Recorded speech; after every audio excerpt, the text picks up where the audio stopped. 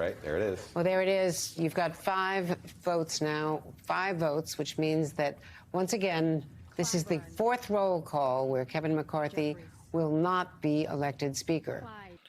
Democrats are unified. House Democrats are unified. You saw that yesterday.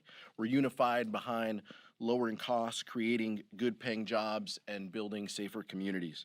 The contrast between House Democrats on the chaos and confusion taking place on the other side of the aisle could not be more clear. For the first time in 100 years, there was not an agreement for Speaker of the House on the first ballot. Multiple ballots, and almost 24 hours later, there's still no clear sign of a Speaker. Let's hope that this isn't a rerun of 1855 and 56 when it took 133 ballots.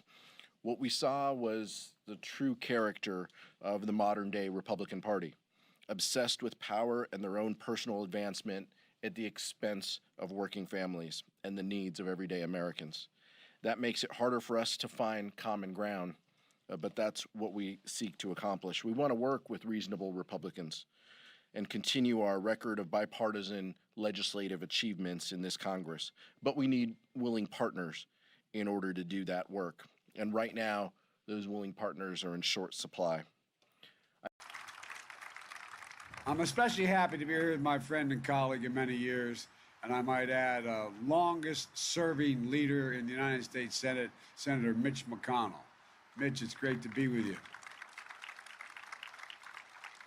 I asked permission if I could say something nice about him. I didn't want to. I said I campaigned for him or against him, whichever helped him most.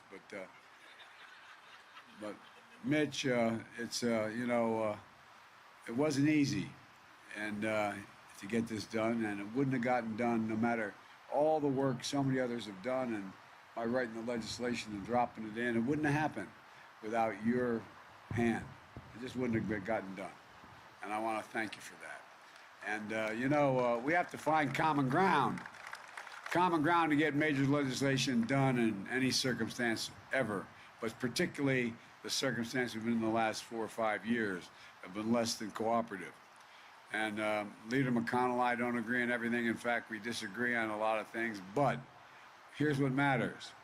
He's a man of his word. When he gives you his word, you can take it to the bank, you can count on it, and he's willing to find common ground to get things done for the country. So thank you, Mitch. Thank you. And that's exactly what we did in the bipartisan infrastructure law, which got done in no small part because of Mitch's leadership.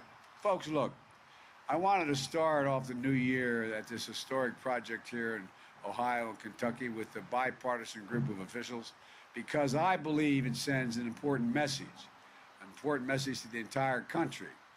We can work together.